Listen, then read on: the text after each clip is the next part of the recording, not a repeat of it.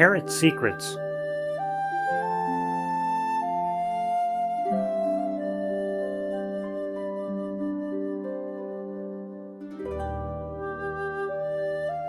Some places don't just grow plants, they grow people.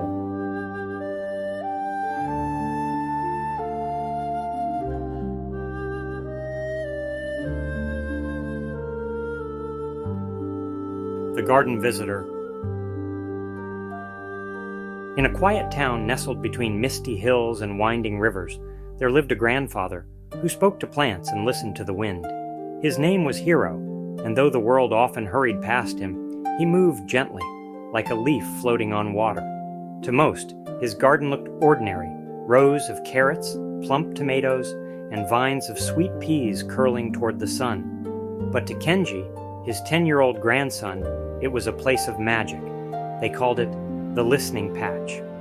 Plants, Grandpa Hero would say, as they knelt in the soil, have more to say than most people realize. You just have to slow down long enough to hear them. Kenji wasn't sure if he heard the vegetables speaking yet, but he liked pretending.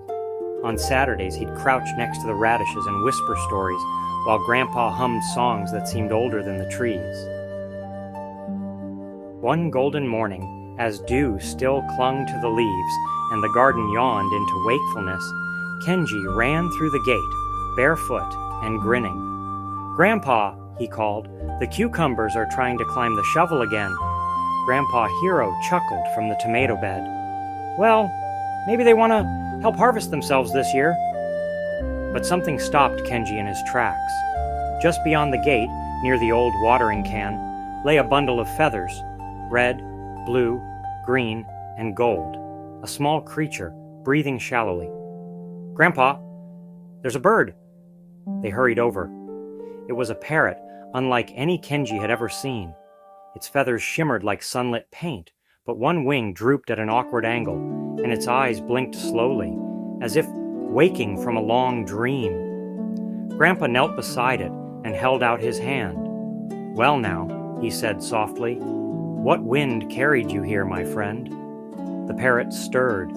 Its beak opened slightly, and out came a strange, scratchy whisper. "The treasure lies where kindness grows," Kenji gasped. "Did you hear that?" Grandpa nodded, eyes thoughtful.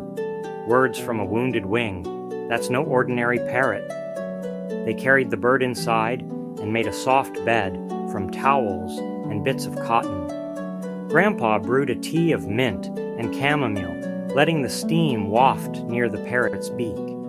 He spoke to it in quiet tones, as if it were a child who had forgotten how to trust. Kenji watched, eyes wide. "Do you think it's magic?" Grandpa smiled. "Maybe, but even if it's not, any creature that speaks poetry deserves kindness." Later that evening, Aunt Reka stopped by with her tablet and takeaway food. "You're feeding a bird now?" she asked, raising an eyebrow. "Dad, that thing probably has diseases. And Kenji, you shouldn't get attached. It's just going to fly away." Grandpa Hero simply nodded. "Even so, we can care for it while it's here." The parrot, perched sleepily in its basket, muttered again, "Some cages are built of worry. Some wings are healed by wonder." Aunt Reka stared. "Did it just say?" Kenji beamed. "He says wise things all the time. He might be a teacher." She scoffed. "Or just a talking pet someone lost. Don't make this into a fairy tale." But Grandpa's eyes sparkled in the lamplight. Maybe the world needs more fairy tales. That night, after Kenji fell asleep with soil still under his fingernails, Grandpa sat by the window beside the parrot. Outside, the garden rustled in the breeze. "You've come a long way, haven't you?" he whispered. "And you're here for a reason." The parrot blinked. Then, slowly, it spoke.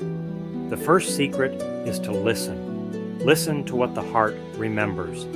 Listen to what the silence sings. That is where the path begins." Grandpa Hero leaned back in his chair and closed his eyes, the words settling into him like seeds into soft earth. In the dark, the garden seemed to nod in agreement.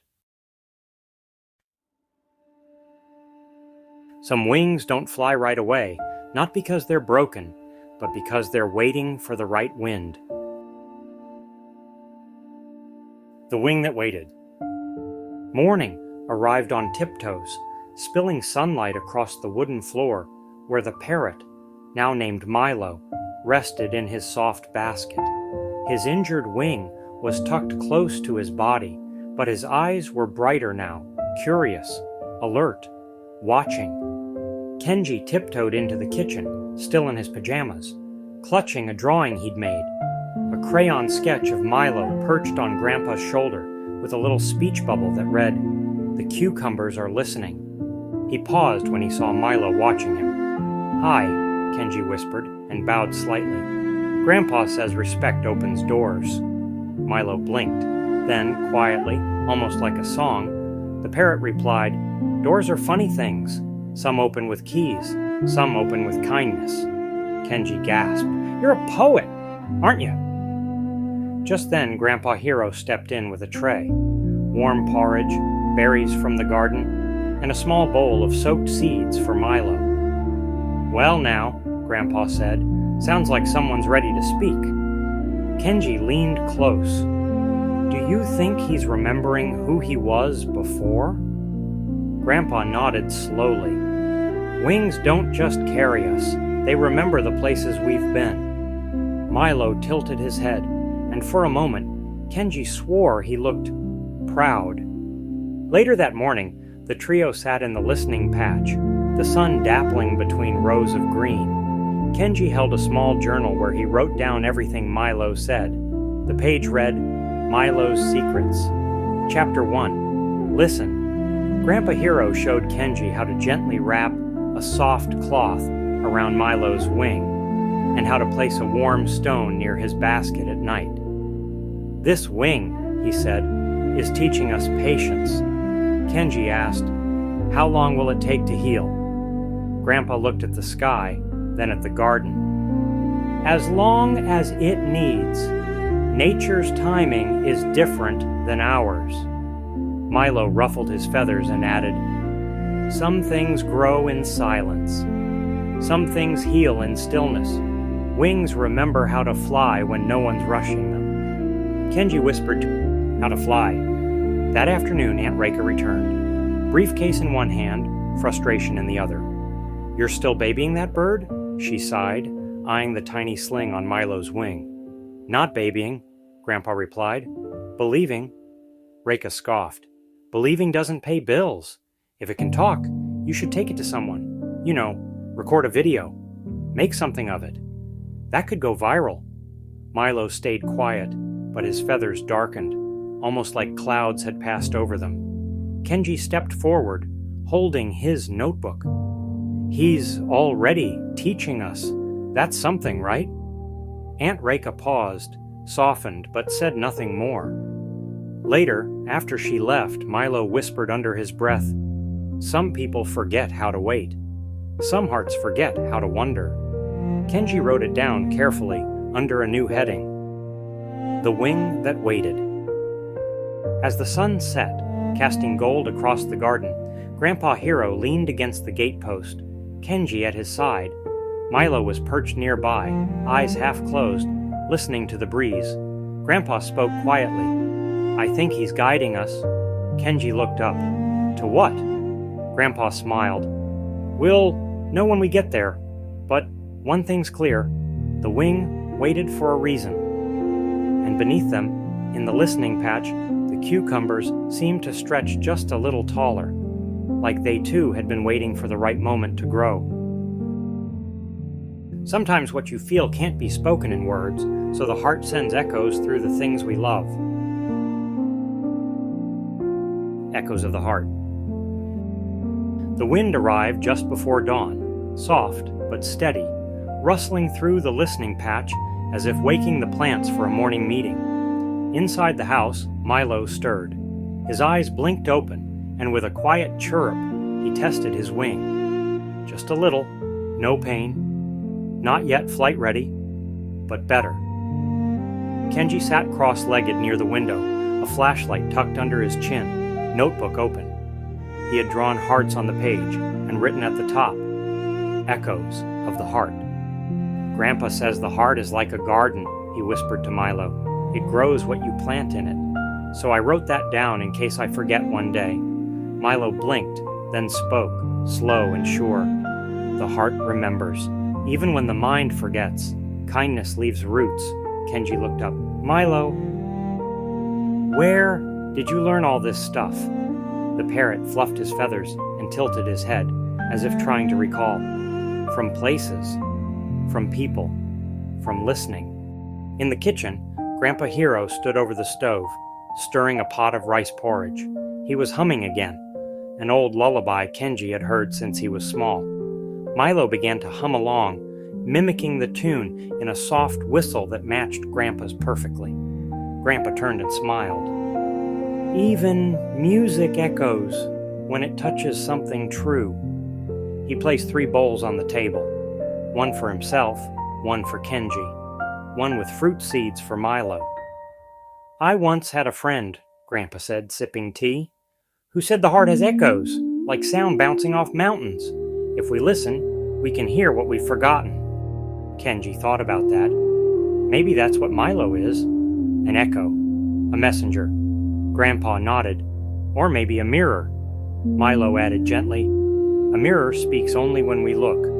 The heart speaks only when we listen." Later that day, Kenji brought out a tattered cardboard box from under Grandpa's bed. Inside were old letters, black and white photos, and a dusty music cassette labeled, "For Hero, play this when you miss me." Kenji blinked. "Who's this from?" Grandpa grew still for a moment. "An old friend. She used to sing with me in the spring. Where is she now?" Grandpa smiled faintly. "I don't know. But the song remembers." He placed the tape in an old player. As the melody filled the room, gentle guitar, a soft voice, singing in Japanese. Milo sat still. Then slowly, he began to sing with the voice on the tape, word for word, note for note. Grandpa's eyes shimmered. He knows it," Kenji gasped. "Did he belong to her? Milo, did you live with her?" Milo paused. Then, almost in a whisper, she sang to the wind. "I carried her songs.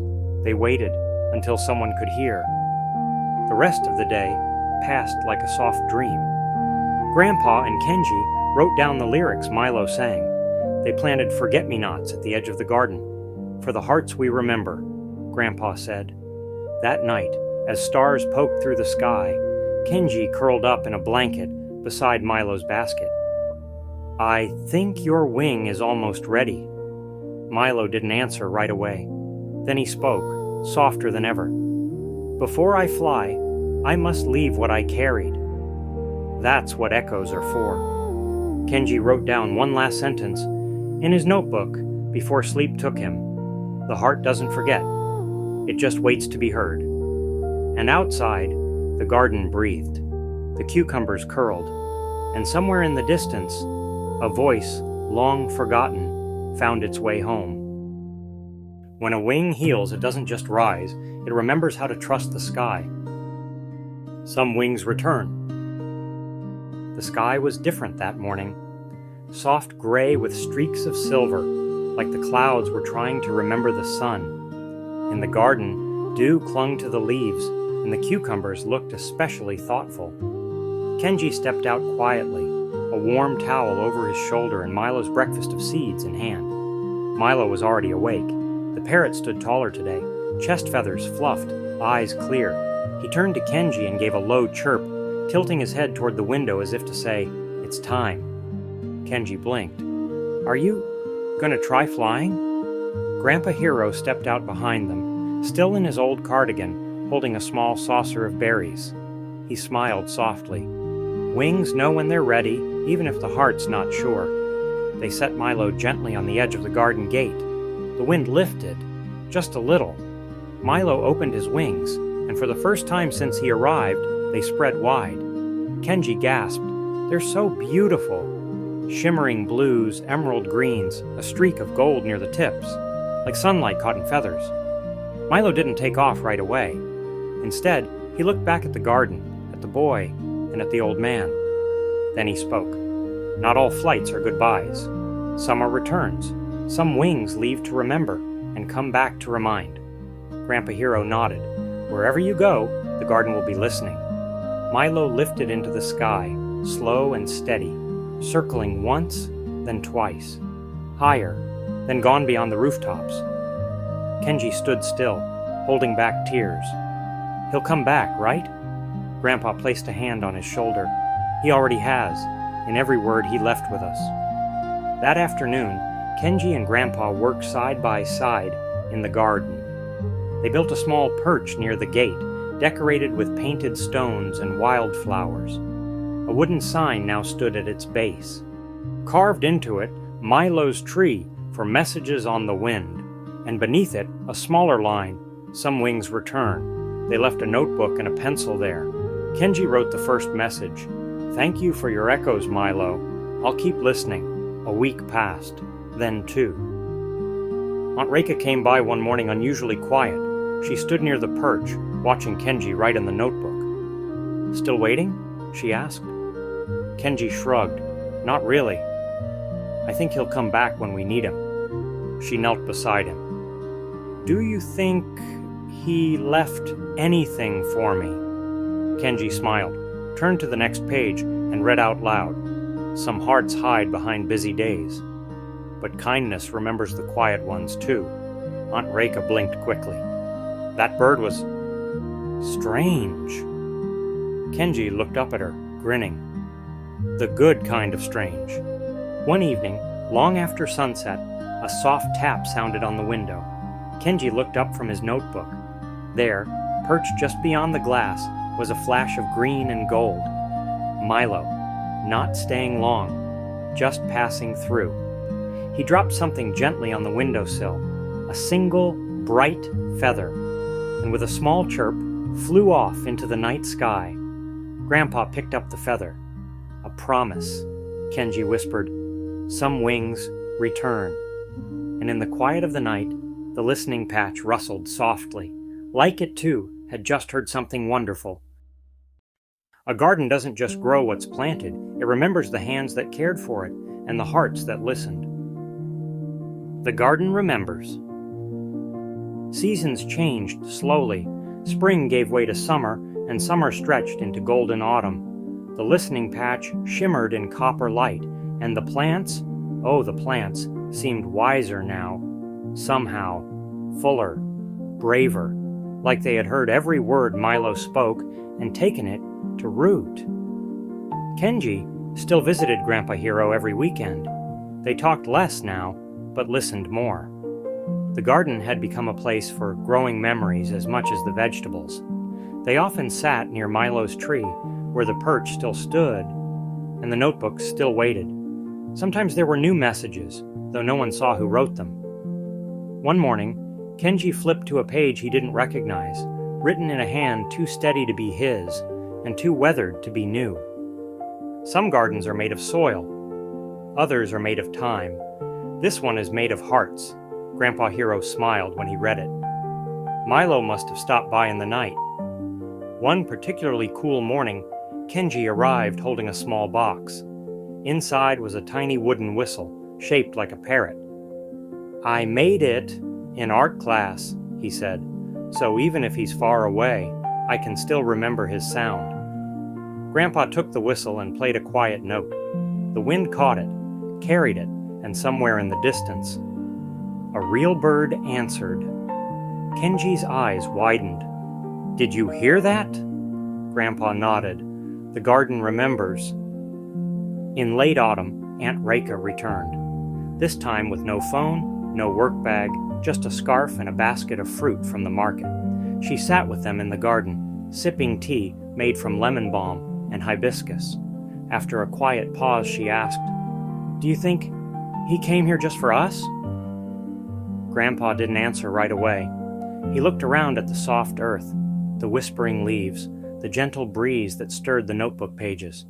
Then he said, I think Milo came for anyone who's ever needed to remember how to feel again. She looked down. I think That might be me." Kenji gently reached over and placed the whistle in her hand. He left a little something for all of us. The final note in the garden journal appeared one early morning in winter.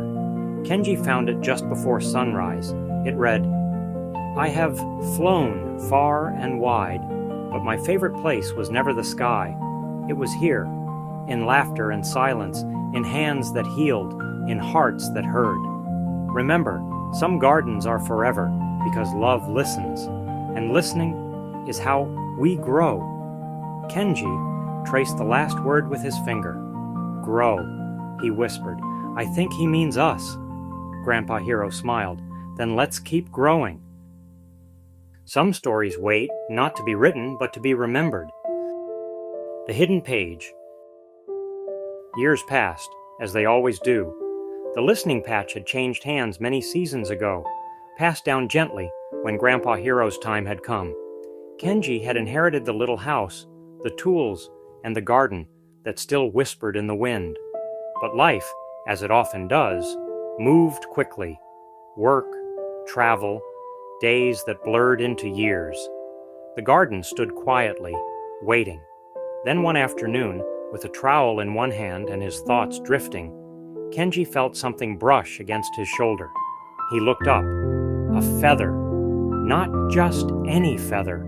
Green, gold, with a soft shimmer that caught the light like a memory. He held it to his heart and closed his eyes. "Some wings return." He whispered it, without even thinking, the words arriving like an echo that had never truly left.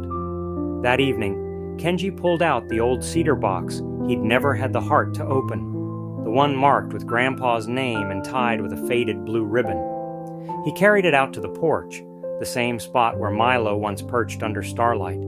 Inside the box were Hero's gardening gloves, smooth stones from travels, an old music cassette labeled "For Hero," and the familiar leather-bound notebook, Milo's Secrets. Kenji opened it slowly. The handwriting was smaller than he remembered, gentle, deliberate, every phrase like a seed that had been planted and watered with care. He turned to the final page, where Grandpa's writing ended, but something was tucked behind it, a thin sheet of rice paper, nearly translucent. He unfolded it, and there, written in Milo's voice, whether by Grandpa's hand or another's, was the message that would shape everything that followed. The Hidden Page, written in Milo's words. When a parrot flies into your world, he brings a burst of fresh energy and the gift of acceleration to your path. Like the orange-bellied parrot darting through trees, narrowly missing branches.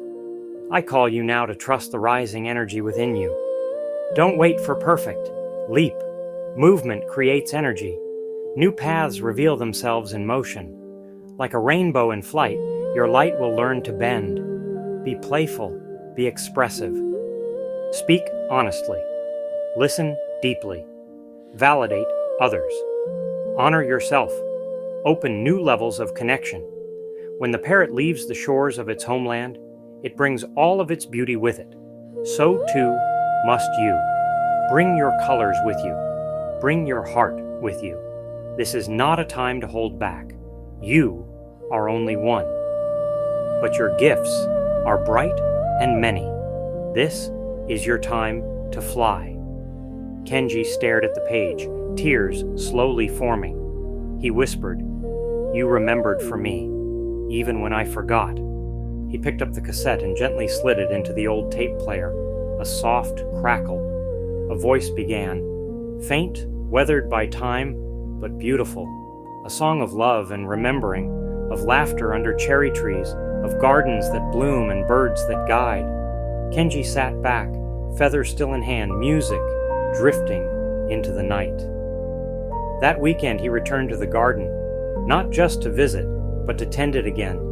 He cleared the weeds, planted new seeds, hung wind chimes in Milo's tree, and repainted the wooden sign at the base.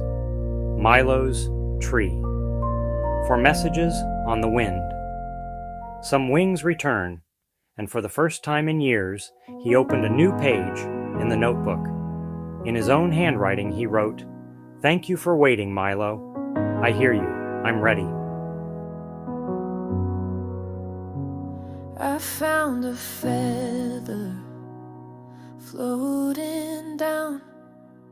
It landed soft without a sound. No words were written on the page, but something ancient stirred with age. It brushed my hand, it touched my heart. It felt like something just to start, as if the wind had found its voice and whispered, "You have made the choice." When you find a feather in the garden breeze, it's a message carried through the silent trees. It says, "Remember who you are inside, and let your gentle spirit be your guide."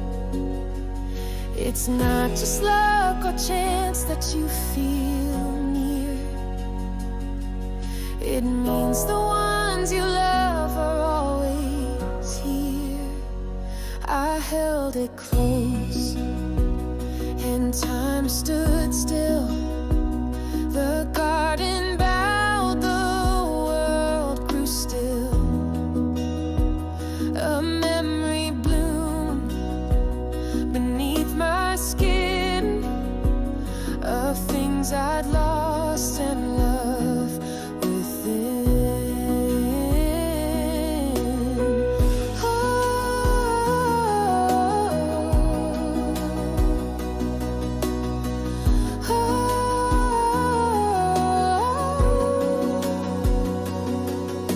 And in the hush a whisper grew, the story's light still lives in you. When you find a feather lifted to the sky, and let your heart remember how to fly. There's something more than eyes can see, a message left for